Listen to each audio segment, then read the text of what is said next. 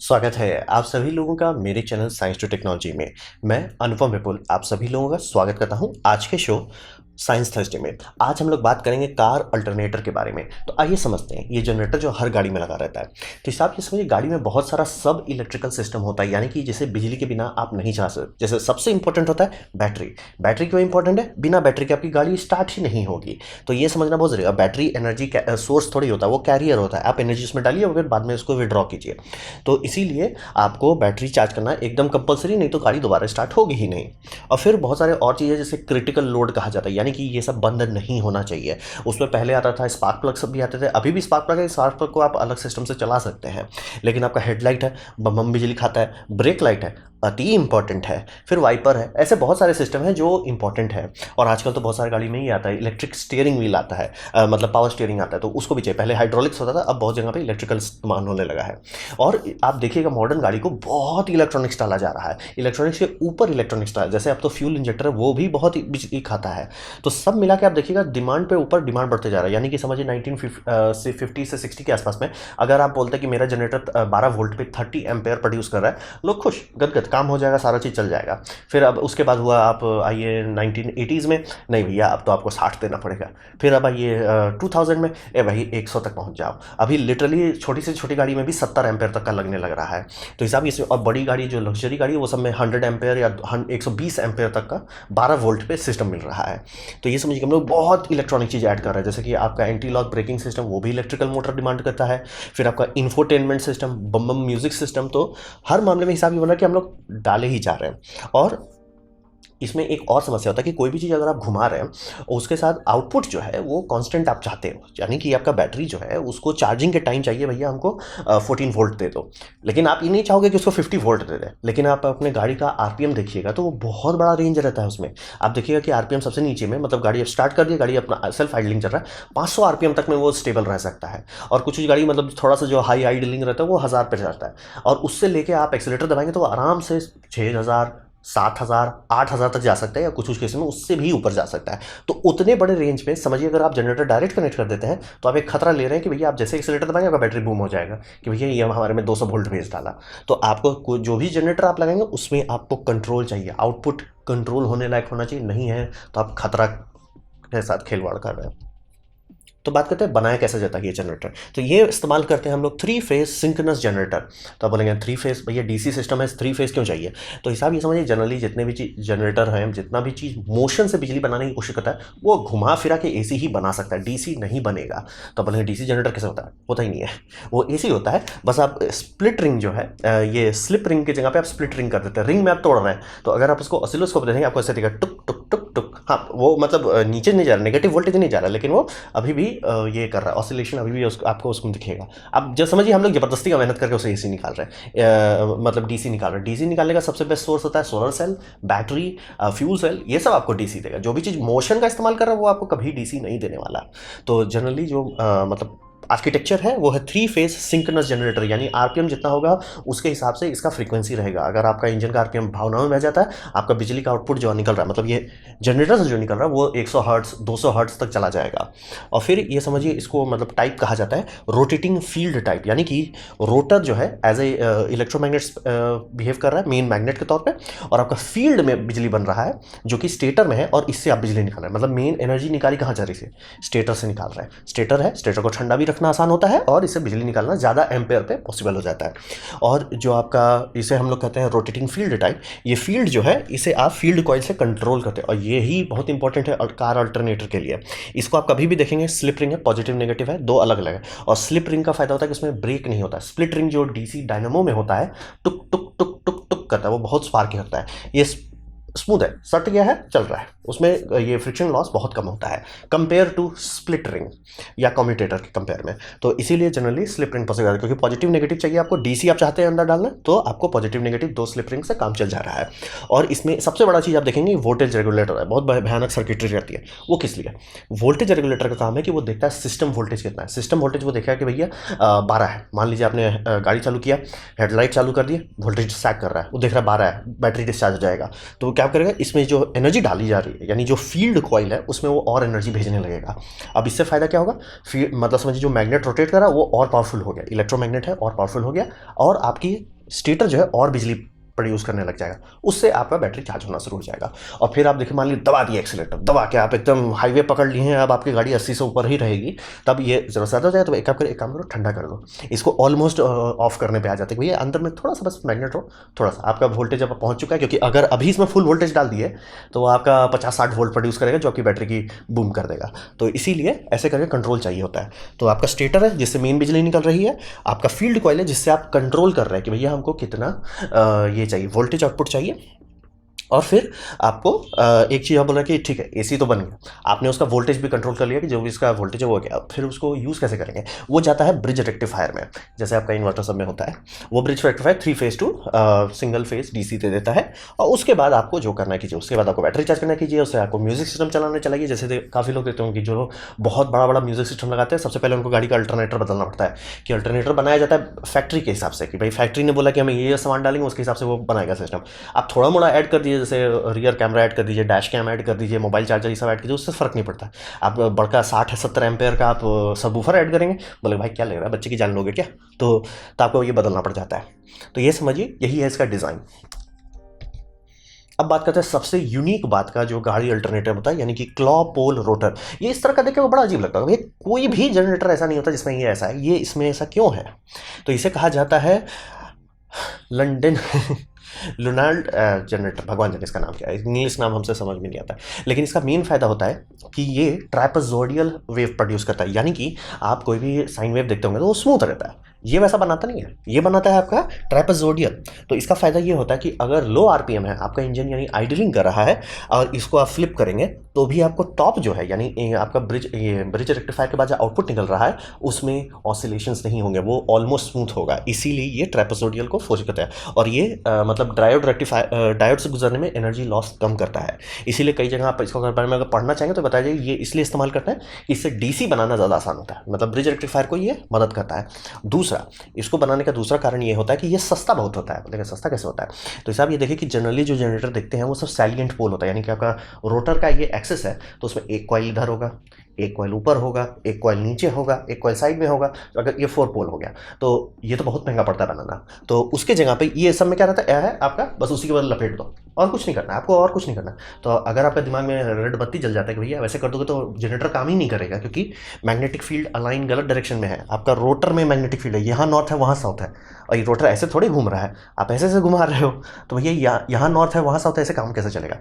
तो इसीलिए ये जो क्लॉ देखते हैं, यानी ये स्ट्रक्चर जो मोल्टन मेटल का बनाया जाता है, ये काम करता है कि जो इलेक्ट्रोमैग्नेट आपका बन गया, इसने जो फील्ड बनाया वो एकदम स्मूथ अभी बन रहा है, लेकिन ये जो पोल आप इस्तेमाल कर रहे हैं, क्लॉ इस्तेमाल कर रहे हैं, ये मैग्नेटिक फील्ड को पिंच कर देता है। मैग्नेटिक फील्ड हवा से नहीं गुजरना चाहता, उसको नहीं पसंद है हवा, वो बोलता है हमको कोई कंडक्टर से गुजारो, तो कंडक्टर आप यहाँ दे रहे हैं कि आप उसको यहाँ फोकस कर दे रहे हैं। अब ये आप देखते होंगे ट्रैपेजॉइड जैसा ही दिखता है, अगर आप इसको खोल देंगे तो ट्रैपेजॉइड तो वही है, ये मैग्नेटिक फील्ड का काम कर रहा है, मतलब पोल्स का काम कर रहा है। ये यहाँ पे आपका नॉर्थ पोल कॉन्सेंट्रेट हो जाएगा, यहाँ पे साउथ पोल कॉन्सेंट्रेट हो जाएगा, इसीलिए इसको इस्तेमाल किया जाता है। बड़े जनरेटर में क्यों नहीं करते, घर के जनरेटर में क्यों नहीं करते, सीधा क्योंकि इसका आउटपुट जो है डीसी के लिए बनाया गया है, ना कि एसी के लिए। इससे अगर आप डायरेक्ट घर चलाने गए या ट्रांसफार्मर चलाए, बूम हो जाएगा। तो वही समझिए कि इसको हम लोग इसीलिए इस्तेमाल करते हैं कि ये मैन्युफैक्चरिंग बहुत सस्ता कर देता है, ये कॉइल बहुत सस्ता है compare to salient pole rotor के सिस्टम में। क्लॉ बनाना भी मेल्ट करके बना लिया जाता है, कोई टेंशन नहीं है, और जो आउटपुट निकल रहा है वो आउटपुट भी डीसी के लिए बहुत अच्छा है। तो इसीलिए हर समय हम लोग इसी को इस्तेमाल करते हैं, और इसीलिए बहुत छोटे में बहुत ज़्यादा पावरफुल होता है, यानी क्योंकि इतने में 2-3 किलोवाट का मिलने लगेगा आपका आजकल सिस्टम। तो इसीलिए क्लॉ पोल रोटर इस्तेमाल करते हैं। तो सब समझिए कि इससे साइनसॉइडल आउटपुट नहीं होता है। अगर आप ऑसिलोस्कोप लाएंगे, नीचे मैंने वीडियो दे दिया जिससे निकाला हूँ, ये ट्राइपेजोडियल आउटपुट देता है। ऑलमोस्ट आप ऐसे समझिए, इसको लीजिए और खोल लीजिएगा तो कैसा दिखेगा, वैसा ही आपका आउटपुट आता है। और ये डीसी अच्छा देता है लो फ्रिक्वेंसी पे, हाई फ्रिक्वेंसी पे उतना फ़र्क नहीं पड़ता। तो क्लॉ पोल रोटर इस्तेमाल करते हैं, सस्ता बना देता है, इसीलिए आपकी गाड़ी में रखना आसान हो जाता है। लेकिन इसमें प्रॉब्लम बहुत है। सबसे बड़ा प्रॉब्लम यह है कि कोई भी जनरेटर को आरपीएम चेंज होना अच्छा नहीं लगता। अगर आप किसी मैन्युफैक्चरर के पास गए कि देखो भैया हमको ऐसा जनरेटर दो जो 98% इफिशियंट है, मिलता है पावर प्लांट में वही लगा रहता है, उसमें भी ब्रश होता है। ऐसा नहीं है कि भाई ब्रश है इसलिए उतना ज़्यादा इफिशियंट नहीं हो सकता। आपको ब्रश के साथ ही सारे पावर प्लांट में सिंक्रोनस जनरेटर ही इस्तेमाल होता है, 3 फेज सिंक्रोनस, मतलब ऑलमोस्ट आपका कार अल्टरनेटर इस्तेमाल होता है। लेकिन ये सब 98% इफिशियंट होता है। क्यों? क्योंकि इंजीनियर को बैठ के बताया जाता है देखो ये 1600 आरपीएम पे चलेगा तो 1600 पे ही चलेगा, आरपीएम थोड़ा सा 1 और 2 इधर उधर होगा। और या तो मतलब 2 पोल वाला सिस्टम है 4 पोल की जगह पे तो वो 3000 पे चलेगा, फिक्स रहता है। इस कारण से कोई भी इंजीनियर हर चीज़ को डिज़ाइन कर देता है कि इतने लोड पे इतना एम्पेयर बनेगा, इतना कूलिंग रखेंगे। क्योंकि जैसे आप देखते हैं जो पावर प्लांट में रहता है उसको हाइड्रोजन से रोटर को कूल किया जाता है, इसीलिए जो छोटा टरबाइन देखते हैं हाइड्रोजन को अंदर से फ्लो कराता है। और स्टेटर जो है, स्टेटर में पानी कंडक्टर से गुजारा जाता था कि वो ठंडा रह सके, तभी जाके ये सब 98% इफिशियंट रहता है। और जनरेटर आप देख रहे हैं ठंडा कर रहा है और उसको आप कंपेयर करें अल्टरनेटर से, वो भूंजता हुआ गाड़ी के बगल में आप डाल दियो, मतलब गाड़ी का जो आपका इंजन बे है वो तो भूंज रहा है, उसका डिफॉल्ट एम्बियंट टेम्परेचर 70 से ऊपर रहता है, मतलब आराम से 100-150 हो जाता है। और गाड़ी काफ़ी देर चली है तो आराम से वो 200 छूने लगेगा। तो समझ सकते हैं, इसीलिए आप देखते हैं इसको एकदम खुला खुला रखा जाता है ताकि ठंडा होता रहे। तो अगर आप एक अल्टरनेटर लेते हैं, उसको आपने गाड़ी स्टार्ट किया तो जनरली 70 to 80% इफिशियंट आपको मिल सकता है। आपका गाड़ी आइडल कर रहा है, आपके बैटरी चार्ज कर रहा है, सब चीज़ अच्छा चल रहा है। लेकिन जैसे ही आप एक्सीलेटर दबाएंगे वो इफिशिएंसी घटती चली जाएगी, आरपीएम बढ़ते जा रहा है। और ये आरपीएम का कुछ कर नहीं सकता क्योंकि इसको शांति से वोल्टेज रेगुलेटर को बोले भैया बहुत ज़्यादा ये लोग नौटंकी कर रहा है, शांति से तुम कोर का वोल्टेज घटा दो। तो सब यही साइड इफेक्ट होता है। इसीलिए अगर आप इस अल्टरनेटर पे बहुत लोड देते हैं, इलेक्ट्रिकल लोड देते हैं, आप देखेंगे आपका गाड़ी का वही खराब हो जा रहा है, क्या बोलते हैं, माइलेज ही खराब होने लग रहा है, क्योंकि ये बहुत ज़्यादा वेस्ट करता है। और आपको बताया कि आजकल के गाड़ी में बहुत इलेक्ट्रिकल लोड है, चाहे वो हेडलाइट हो, चाहे वाइपर हो, चाहे कुछ भी हो, बहुत सारा इलेक्ट्रिकल लोड है। तो आपको आराम से कई जगह पर देखने को मिल जाएगा, क्योंकि आपका जो एसी है, एसी दिन वो मतलब इंजन से अलग चलाया जा रहा है, तो इसीलिए एसी का लोड इस पर नहीं पड़ता। लेकिन अगर हेडलाइट का लोड ऑन ऑफ करके देखेंगे आपको पता चल जाएगा, ऑफ करने में मेरे को बहुत माइलेज आ रहा था, ऑन करने में बहुत खराब हो रहा है। कारण यही है कि वाट उतना नहीं है, आपका हेडलाइट का उतना पावर कंजप्शन नहीं है, 200-300 है, मतलब 1 हॉर्स पावर का एक्स्ट्रा लोड देना चाहिए। लेकिन ये इन इफिशियंसी के कारण वो 2 से 3 हॉर्स पावर खाता है, मतलब आपका इंजन को 2 से 3 हॉर्स पावर एक्स्ट्रा बनाना पड़ेगा, तब जाके ये आपको 1 हॉर्स पावर का इलेक्ट्रिकल लोड देगा। तो ये बहुत मतलब सीरियस पैरासिटिक ड्रेन कहा जाता है इसको, यानी कि आपकी गाड़ी का जो टोटल माइलेज होना चाहिए रियल लाइफ में हमेशा खराब होता है कि ये नौटंकी करने लगता है। तो ये एक सीरियस समस्या है। जबकि समझिए हम लोग जनरेटर ऐसा बनाते हैं जो 98% रहता है, 90 ऊपर में रहो तो भी बम है, लेकिन ये सब 50% तक गिर जाता है। और आप गाड़ी लियो चलाओगे तो है, ऐसा थोड़ी कि हमेशा आइडल में रखोगे, चलाओगे और जैसे ही चलाएंगे तो ये बोलता है भैया हमसे इफिशियंसी मत एक्सपेक्ट करो। तो ये एक बहुत बड़ा समस्या है, क्योंकि सबको तेल बहुत पसंद है और ये तेल फ्री का पी जाता है, बिना बताए पी जाता है। तो आने वाले टाइम में क्या होगा, सबसे बड़ा अभी चेंजेस होने वाले हैं, क्योंकि मतलब कंबस्शन इंजन सबके जो सिस्टम है ये सब आराम से आने वाला 30 साल तक तो रहेगा ये मार्केट में मिनिमम। मतलब इलेक्ट्रिक गाड़ी आ जाएगी लेकिन अभी नहीं आने वाली, थोड़ा उसको टाइम लगने वाला है। तो कोशिश किया जा रहा है कि जो 12 वोल्ट का सिस्टम है उसको बदला जाए और उसे 48 वोल्ट के सिस्टम में किया जाए। क्योंकि आप समझिए 1950 में हम लोग 6 वोल्ट का सिस्टम इस्तेमाल करते हैं, 6 से डबल होकर 12 गए, अब ये 48 जा रहे हैं। अब 48 से ऊपर क्यों नहीं जा रहा है, बात यही है कि 50 वोल्ट का अगर क्रॉस करते हैं तो आप शॉक थेरेपी इसमें आ जाते हैं, टेरिटरी में आ रहे हैं। यानी कि अब अगर आपका वो स्किन छूता है तो आपको झटका दे सकता है। तो वोल्टेज 50 के नीचे रखना बम बम, यानी कि आपको शील्डिंग पे खर्चा नहीं करना पड़ेगा। तो 48 वोल्ट जो है यानी नॉर्मल इंसुलेटेड वायर है, और अगर मान लीजिए शॉर्ट सर्किट हुआ आपके चैसी से, आपको झटका नहीं लगेगा, आप छू सकते हैं। कोई भी बैटरी का टर्मिनल है 48 वोल्ट का, आप छू सकते हैं उसको। तो 48 वोल्ट करेंगे और 4 गुना वोल्टेज बढ़ा रहे हैं तो सीधा सीधा एम्पेयर आपका 4 गुना घट जाता है। तो आपका हीटिंग जो यानी कि जो स्टेटर हीट हो रहा है वो कम हो जाएगा। इसलिए देखते हैं अल्टरनेटर में कूलिंग फैन का बहुत इंपॉर्टेंस है, वो सबसे पहला काम है। दूसरा फिर मैग्नेट दे देगा ब्रशलेस ऑपरेशन के लिए। तो अगर आप मैग्नेट देते हो आपका सबसे बड़ा सवाल आना चाहिए भैया मैग्नेट तो कंट्रोल खत्म हो जाएगा, कि भैया तुम कंट्रोल कैसे करोगे। तो बात ये सही है कि मैग्नेट डालने से जनरेटर आरपीएम पे पूरा वो हो जाता है कि आरपीएम बढ़ाते जाएंगे उसका वोल्टेज बढ़ते चला जाएगा। तो आपका इलेक्ट्रॉनिक्स जो है यानी कि जो आपका स्टेटर से इलेक्ट्रॉनिक्स निकल रहा है उसको पावर इलेक्ट्रॉनिक्स में बदलना पड़ेगा, यानी उसको उतना झटका झेलने के लिए बनाना पड़ेगा। यानी कि आप टेस्ट करोगे कि मेरा ये इतने आइडलिंग आरपीएम, जैसे मान लीजिए 200 आरपीएम पे मेरा जनरेटर 10 वोल्ट बना रहा है और 10,000 आरपीएम पे 135 बना रहा है, तो यानी जो आप इन्वर्टर यूनिट लेंगे उसको आप ऐसा बनाओगे भैया वो 100 वोल्ट संभाल सके, तभी वो इफ़िशिएंसी रहेगा, नहीं तो इनएफिशिएंट हो जाएगा, फिर से वही प्रॉब्लम हो जाएगा जो पहले था। तो ये समझिए, ये आजकल करना पॉसिबल इसीलिए हुआ कि सिलिकॉन का डेवलपमेंट इतना हो गया है, इन्वर्टर्स इतने अच्छे आने लगे हैं कि अब आप ऐसा वेरिएबल इनपुट दे के अच्छा स्टेबल आउटपुट ले सकते हैं। और बहुत सारे ऑक्सिलरी सिस्टम को डायरेक्ट ड्राइव किया जाएगा, यानी कि सबसे बड़ा अभी प्रॉब्लम ये होता है हमारे गाड़ी में कि एसी जो है हमेशा ड्रैग कर रहा है, बोले हमें ऐसा एसी तो चालू नहीं होता, वो बेल्ट तो लगा हुआ है, वो बेल्ट का समझिए फालतू का घुमाया जा रहा है और उसका रोटर जो है कनेक्टेड है, डिस्कनेक्ट करते हैं कनेक्ट करते हैं, डिस्कनेक्ट करते हैं कनेक्ट करते हैं, है तो वो लोड फालतू का क्यों है वो। तो इलेक्ट्रिकल कर देने पे ये फायदा रहता है कि वो तभी चलेगा जब उसकी ज़रूरत है। और आप देखते होंगे कि एसी जो है ऑन ऑफ बहुत होता है, तो उसको बैटरी से चलाना बहुत ज़्यादा आसान है। और जनरेटर है वो एक स्पिनिंग मास है, वो फिक्स है कि ठीक है वो है, कम कर रहा है, उसमें आपको दिमाग नहीं। तो एसी का वो लोड पैरासिटिक लॉस घटा देगा, एसी का जितना पावर रिक्वायरमेंट है वो उतना ही रहेगा, लेकिन पैरासिटिक लॉस यानी कि ऑफ रहने में भी वो कितना बिजली खा रहा है वो घटा देगा। फिर आपका पावर स्टीयरिंग जो है वो भी मतलब अल्टरनेट, ये अगर बेल्ट से चला रहे हैं उसको भी हटा दिया जाए, क्योंकि आप स्टीयरिंग जो है हमेशा तो एकदम नहीं करते हैं ना, वो आप कब कर थोड़ा सा कर रहे हैं थोड़ा सा एनर्जी खाएगा, ज़्यादा कर रहे हैं ज़्यादा एनर्जी खाएगा। लेकिन अगर उसको आप बेल्ट से कनेक्ट करके उसको डिज़ाइन हमेशा ऐसा किया जाएगा कि वो हमेशा फुल लोड पे चल सके, फालतू का पैरासिटिक लॉस हो गया। फिर आपका बहुत सारा इलेक्ट्रिकल लोड है जो अल्टरनेट, ये मतलब समझिए डायरेक्टली जोड़ दिया जाता है इंजन क्रैंकशाफ्ट से, कि मतलब आप खोल के देखें ना बहुत सारा टाइमिंग बेल्ट है जिसमें आपका फ्यूल पंप हो सकता है, कूलेंट पंप हो सकता है, बहुत सारा चीज़ होता है, वो सारा को हटा दिया जाएगा। भैया एक बड़ा जनरेटर रहेगा, जनरेटर मोटर यूनिट रहेगा, वो बिजली बनाएगा, वो बिजली बैटरी में जाएगा और उससे कंट्रोल करके हम सबको चलाएंगे कि भैया तुमको ज़रूरत है लो, नहीं ज़रूरत है मत लो। तो इससे पैरासिटिक लॉस हमारे गाड़ी सबका घट जाएगा। ये अभी अमीरों की गाड़ी में आने लगे, यानी मर्सिडीज़ में आ गया है, गरीब लोगों की गाड़ी में आने में थोड़ा टाइम लगेगा लेकिन आ जाएगा। और इसका छोटा भाई तो आ ही गया इंडिया में, आपके स्कूटी सब में होगा, अगर BSI 6 का स्कूटी है तो उसमें होगा, जो मतलब होंडा कहता है ना साइलेंट स्टार्ट, वही टेक्नोलॉजी है।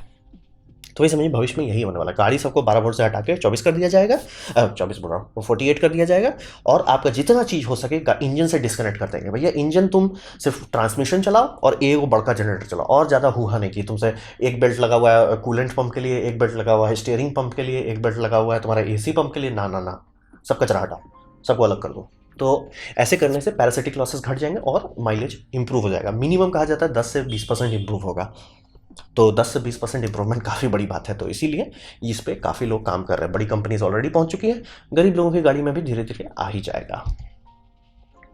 तो ये था मेरा प्रेजेंटेशन आपका गाड़ी का अल्टरनेटर, यानी कि गाड़ी में जनरेटर लगा था उसके बारे में। उम्मीद करता हूँ आपको अच्छा लगा, कुछ सीखने मिला हो, कुछ समझ में हो। अगर ऐसा है लाइक कर दे, दोस्तों से शेयर कर दे, उससे मेरा काफ़ी भला होगा। नहीं अच्छा लगा, नहीं पसंद आया, कोई बात नहीं, आप डिसलाइक कर सकते हैं, मैं कहूँगा डिसलाइक 2 बार दबाएं।